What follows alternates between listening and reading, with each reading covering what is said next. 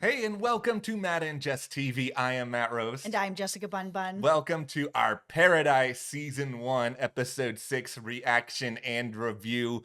Can you believe that there are only a couple of episodes left this season at this point? We have just sped right through this story. Yeah, I mean, that's what happens when you drop 3 episodes at once, I right at the know. beginning. And I've said this before, but I really wish they hadn't done that because it actually made this episode feel like it was like taken to an 11 all of a sudden when really there has been 6 episodes. Yeah. So there has been enough time to get to this point, but because it all dropped at once and we just like binge watched the first 3 and then it was only a couple before all of a sudden it's like, we're kicking down the doors, everything's going Yeah. crazy. I was just like, oh my goodness, it felt like we got here very quick. Yeah, and that's why this episode feels pretty imperfect for me, where I enjoyed a lot of it, but at the Mhm. same time, I did have that sentiment of, okay, it just feels like we got to this point really, really quickly. And I know we're in this era now where shows are really trying to blow off the doors pretty fast. They don't have super long runs, but even like, let's use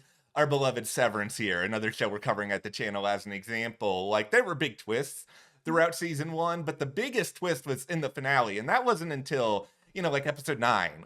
They gave us a little bit of time before we got here. I mean, we've seen huge twist after huge twist after huge twist here, and we haven't really had that much time to catch our breath and get to know people. And I was like, those are the Dan Fogelman specialties from This Mhm. Is Us, is Mhm. getting to know all the characters. This was enjoyable, but it does feel like this show should have been, I don't know, 10 to 12 episodes at least. 12 at least. There is so much happening Yeah. and it needed more time to really dive into these characters. Now, at the very least here, we are coming out of this with a lot more questions still Mhm. about what happened to Cal. Because we see in here, Samantha, aka Sinatra, she basically straight up says, yeah, it was me who was responsible for what happened to Billy. But she's denying any responsibility for what happened to Cal. Do we believe her? Do we not?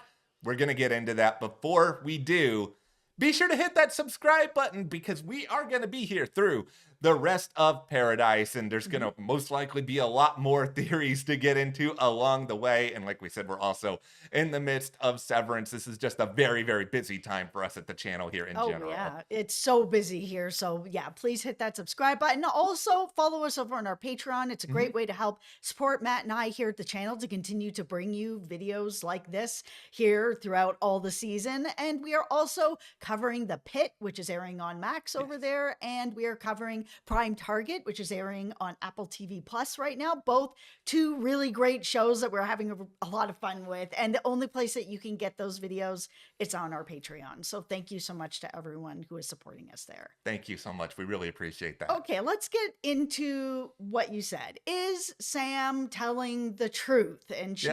we do know that she is responsible for having Billy killed, but is she telling the truth that she is not behind having Cal killed? And I mean, the even bigger question is, why is she telling Xavier this? Because after everything in this episode that Yeah. Xavier has done to get to this point, why would she even let him know about Billy? Is she planning on having Xavier killed right here?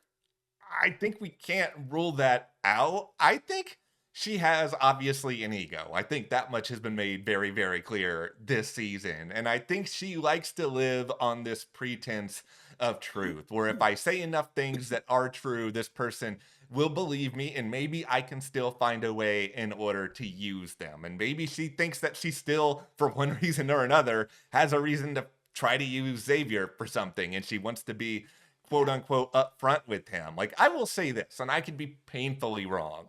I think she's telling the truth about Cal. I don't think that she took out Cal. I think it is like she said. She would have taken out Cal if he went far enough down this particular road. I don't think she's sitting here being like, oh, I would never do that. I think she's just saying, I wasn't planning on doing that right now. And I, mistakenly or not, I believe her. Yeah, I still think it's Gabby. I think Gabby is still the person that's really pulling the strings, that is on more of an equal level with Sinatra. I think that a lot of that came out in this episode as well. Like, Yeah. even when Sam sent Gabby to go to the diner to sit with Xavier. Xavier was waiting to see who was sent.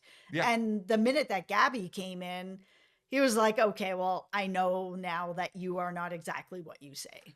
Yeah, I still have Gabby at the top of the list too. It just feels like whoever is going to be the killer at the end of this show, I don't think that Dan Fogelman is going to pull something where it turns out to be somebody we've never really seen or somebody who's not that important. And she is probably the most likely person who, I don't want to say has been lying in plain sight, but the most likely person who has been front and center for a lot of the show, who has the capabilities, who knows the layout of this place, who is seemingly more than capable of pulling something like this off, who would be engaged in some sort of power struggle, possibly with Sinatra, who also would know that if she takes out Cal, all the attention is going to be on Sinatra, and that maybe she's going to be able to therefore get away with it. Yeah, I mean, I think there was a really important conversation that happened between Sinatra and Gabby where they basically were both like, paradise and this place means everything to us. Yeah. They will do anything to keep this place going. And if they are the only two people that are really like,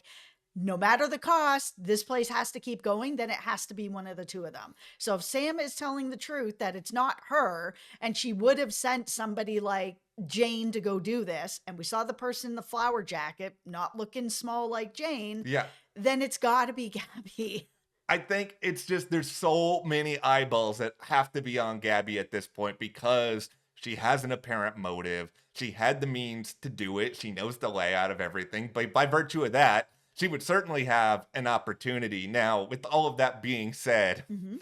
Carl Truthers arise. I am still not off Carl as my shadow person who I just think we don't have a motive for him. Like, that's the big problem with it right now. Like, why would somebody like Carl do this? But I am also just thinking, okay, if they do want it to be somebody who's completely and totally a surprise for a reason that remains unclear, at the very least, we know he's technologically savvy. We know that he has an important job within the community. I don't think it's that far out of the realm of possibility that he could have leveraged that position to find out some things and be able to then act on them. It's just for now, we don't know enough about him. And I don't know if that's just an intentional, we haven't made it far enough into the show yet, or it's the other question of, has everything we've seen Carl do so far this season necessary? Have there been moments where we've seen Carl where it really just feels like you guys are giving us airtime to him because you want us to be thinking about him? Or it's all about him just sneaking his dog in there.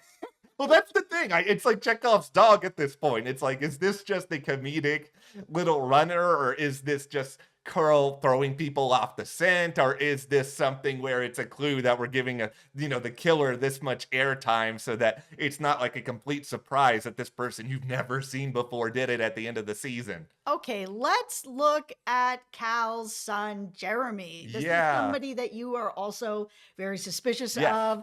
I'm also got him on my radar, not as high as Gabby, Mm-hmm.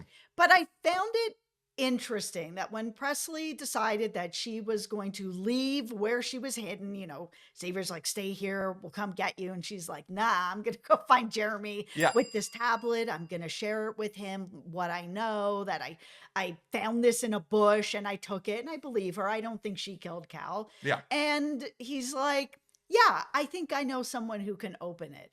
How do you know that your grandfather can open this? Because, I mean, Cal even took a minute to try to figure out who can open this. Maybe it's my dad. How did you know to go straight to him and put his hand on it?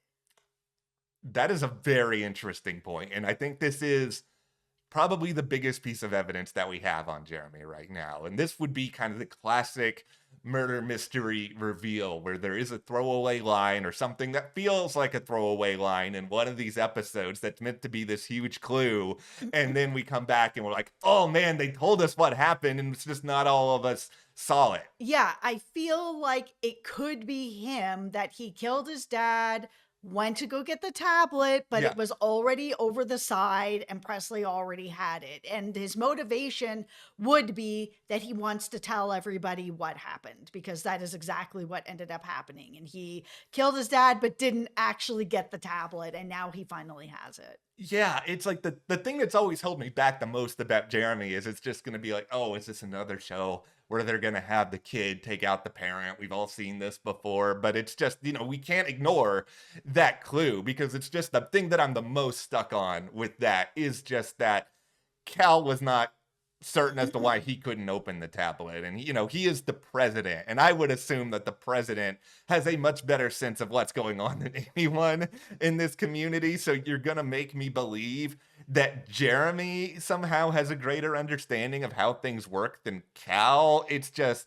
either it's a weird writing choice, either he had some like conversations with his grandfather that we're not privy to, that he somehow knew more than Cal knew, or there's actually something sinister at play. Yeah, I don't know how he knew his grandfather was going to be able to open it. It was the same even with Cal when Cal went to get his dad to open. I was like, why are you suspecting that he would have this kind of power in paradise, like over the president? And Cal, I got a little more that he could do that, but why Jeremy? Yeah, it's just something is really, really off about him. Yeah. And we have to kind of keep our eyes peeled. But this is a nice kudos to Dan at this point in the season where it's great that we have a few different suspects left. Mhm. I'm expecting leading into episode 7, maybe the end of that episode, they might do something similar to Only Murders in the Building, which I know Dan doesn't run that, but he's an executive producer. And typically at the end of the penultimate episode, we kind of know who the killer is at that point. I could think we could see something similar here, but I like that there's a few different suspects in the works who all seem like they have some measure of realism. I don't need this show to do something really, really random. It does seem like we are going to get some answers this season, so I don't think you have to be worried about that entering the last couple episodes. All right, let's talk about, we'll call it the Flower Corporation. Yes. Who is actually behind this? Because we know that there's the flower jacket that Yeah. we saw. We know that Cal's dad had the bookmark that had the flower Yeah. on it. And even when he put his hand on it, right at the very top of the page was that same flower symbol. So who is actually behind this Flower Corporation? Because it doesn't seem like it's Sam. It Yeah. does feel like Sam is, yeah, she's a billionaire that's in there putting in money, and Yeah. yeah, she's got power there, but it doesn't seem like she's like the main player. It's whoever is running this Flower Corporation. I think we all need to bust out our inner Batman here for a moment. Mhm. Hello. It's time to talk about the Court of Oh, Owls. all Like, for right. everybody who knows Batman, DC Comics, the Court of Owls is this very mysterious, super powerful group who's like running things behind the scenes. And this flower company reminds me a lot of that. And that's where we get to that flower jacket mystery there, where I don't think it's Sam either for the reasons that you've already said. I mean, I can't put Jeremy in here in this spot just because he's a kid. Like, why would he be on the flower company, though? Anything, I guess, is possible. Maybe he's being built up to be the person that takes over. I Yeah. mean, if the grandfather didn't really have that much faith in Cal and was like, okay, Cal will be our puppet. Okay, then, we're going to get him in position because the grandfather has said this. Oh, we're going to get you in this position so that your children will be able to rise up. So if that's the case, he has done that. He put Cal in the position of president. Now, Jeremy, rise up. The jacket itself. It's Succession, Paradise style. Oh boy. Where's Connor Roy when we need him? No. Okay. I really think that this jacket choice He's the first son. He is the first son. And listen, he's had aspirations of being president from a very young age. I think he would be very, very good in Paradise. Now, whoever is wearing this jacket, it's a very smart design choice because it seemed like it was kind of a little bit bulky. It didn't feel like it was altogether skin tight or something like that. So they've left it that a lot of people could have been wearing it because we didn't get that clear of a shot. It kind of reminded me of when you watch those football games that are in the snow and you see these like huge jackets they're putting on the players over all their pads or whatever. Like anybody could almost be under that except for Jane. Like you said, I think she's just too short. I think Gabby is in play. I think Carl is in play. It didn't look like whoever he could have a flower jacket, Carl. I Sure. still believe in you. It didn't look like it was somebody who was like inhumanly tall, but at the same time, I don't really think there's any characters on the show right now that fit that description. No, Billy's gone. Yeah, so I just sort of feel like this is somebody kind of average height who they're sort of making it unclear. It could be a woman, it could be a man, but I think that that flower company is something we'll probably get a reveal of before the end of this season, but I kind of think that they might be setting that up to be a big focus of, a potential second season. Yeah, my other sort of question is how did this tablet end up down in the bush? Is this someone who then went up, killed him, and then as they were running away with the tablet, it dropped in the bush? Yeah, there's a few different scenarios as to how I've sort of played this out. It's like, did it drop in the bush? Did they knock it out? Was that really what they wanted? Did Cal throw it out the window because he knew something was coming and he was like, uh-oh, I'll just throw this out the window. I don't have time to get it back into the safe. That to me actually feels like the most likely possibility because we already know Cal thought somebody was coming after him. So Yeah. he might have already had some sort of last second plan where just in case somebody came for him, he was going to make sure by whatever means he possibly could that that tablet was discarded somewhere. He may not have had time to actually make it so that someone knew how to access it. That's a totally different story. Yeah. But yeah, it might have been intentional, at least on a certain level. Yeah.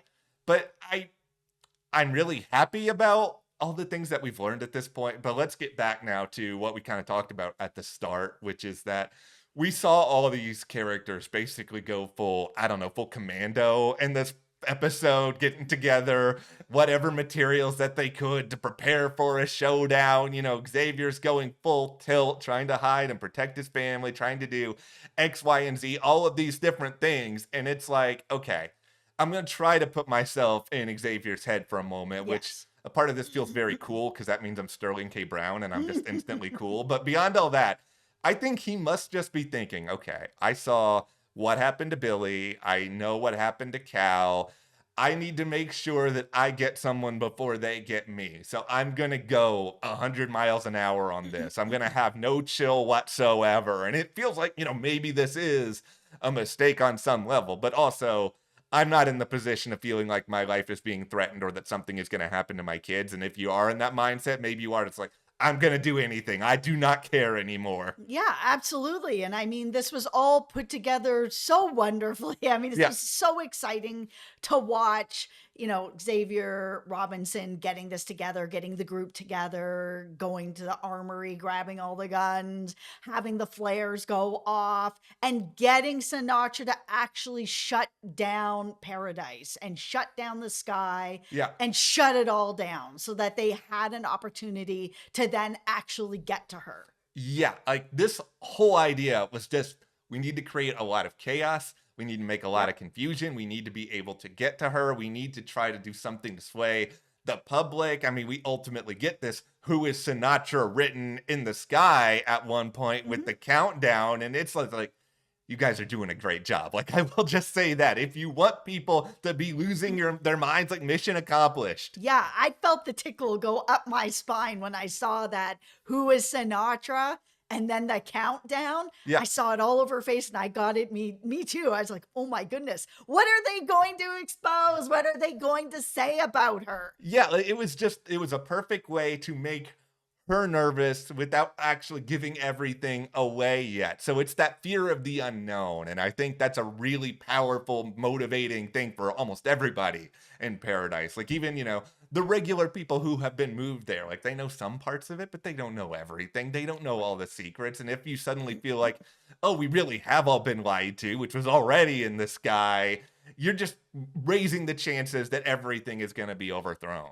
Let's talk about Xavier's wife being alive. Now, yeah, we're all shocked. I said in the last video that I felt like the woman that the 4 explorers was bringing back is probably her. I still think that that's the case.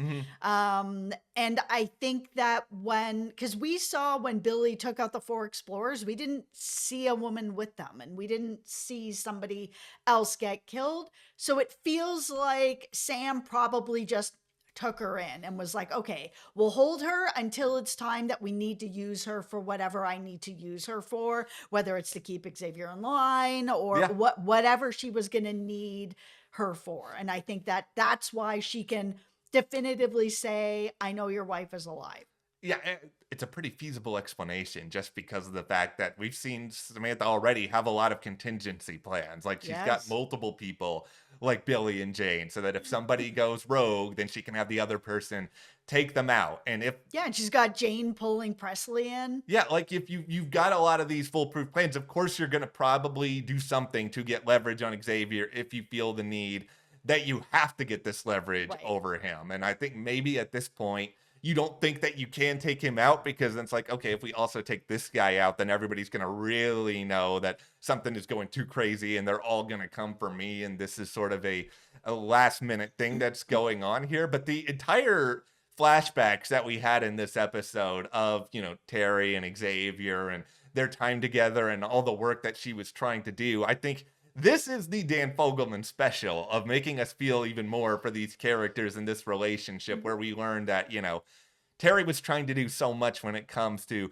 food supply and trying to do something Yes. to make the world better. She is a hero. And in that sense, it's even more frustrating then that she does not end up making it to paradise because it's like, isn't there one person you really need in paradise? And that's somebody to know how to take care of all the food. Yeah, and she's probably still on the outside world doing the same thing, trying to help the people that did survive. But it was good to get those flashbacks as well because it explains even further why Xavier and Cal had this bit of a falling out Yeah. because even though, Cal was couldn't give him the information where Xavier's like, just level with me. And he's like, I can't. But what I can tell you, stop your wife from flying. Just keep her here and, everything will be all right. And Xavier's like, I can't get her to just stay on imagination, on Yeah. no information. She's not going to stay because I say please, that sort of thing. And Cal's like, okay, then I promise that no matter what, we will go and get her, no matter where she is. And obviously that's got to be the promise that was broken, that broke their relationship. Yeah, and I think that Cal probably did intend to keep that in Yep. whatever measure he can. Because that's the thing I think I've learned about Cal through these episodes is that he's certainly flawed, but I think he's at least well intentioned with some of the promises that he's made. I mean, his personal life, his relationship's a totally different story, but I think that he did value Cal, and we've just gotten to this point. But here I think is the big question heading into these final episodes. You're Mhm. Xavier. You're in this position now where Sinatra's being like, your wife is alive. I can help bring you to her. I can help make things right. It's like, what do you do in this spot? Like, you care about your wife more than anybody. Right. And at this point it is also then choosing to leave his kids where they are to then go get your wife. Like, does he think he can get both? Or does he then choose to go get Terry or go back to his kids? I mean, it's going to be interesting to see how he deals with that because if he's like, I think you're lying, I'm not taking the bait. At that point, then she's gonna have to have Jane pull out Presley and be like, okay, now what? And that's the difficult part of all of this because it's a really hard decision if you're Xavier at this point. But if you don't know that your kids are going to be safe, I can't imagine, leaving them behind for any reason. Because even if you're Yeah. able to find, your wife, you come back and your kids are gone. It's just like that's something you have to live with for the rest of your life. Yeah. And while you may harbor a lot of resentment towards Cal over what happened to Terry, that doesn't seem like that was anything that was his responsibility. And so I think he has to look after his kids in this situation. But let's just say he goes down that road. Mhm.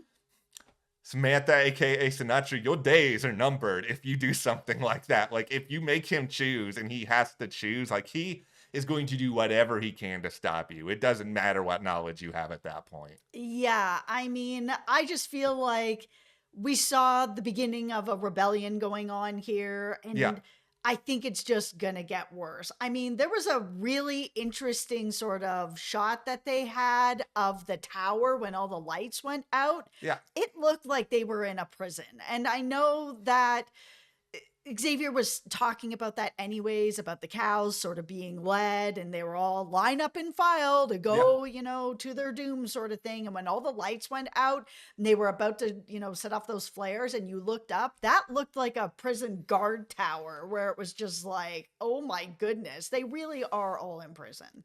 Yeah, and it's a perfectly placed metaphor for what's going on here, where they're all in this sort of prison, one that they think is a paradise, ironically, but Right. they don't know the truth about the outside. They're being kept all this information. And that is another question that the show eventually is going to have to hand over, which is the true state of the outside world long term. Like, is this all some elaborate experiment? Is it a power grab for Sinatra? Is it just a way to sort of regulate humans for some period of time? Yeah, the people are the commodity. Is it like Silo where there's multiple of these Yeah, paradises going on and it's not just these like 25,000 people, but there's like 50 of them going on and they're all filled with people in different societies? It's hard to know. I think this season is going to end with another huge twist, similar to that Silo season one finale twist, just because it sounds like there's a 3 season plan potentially for this. And Yeah. while I think we're going to get answers to a lot of the big questions this season, Dan's not going to end this show without some sort of cliffhanger. He wants you guys screaming. I mean, look at his reputation. Absolutely. All right, but that's where we are coming out of Paradise Season 1, Episode 6. So let us know your thoughts,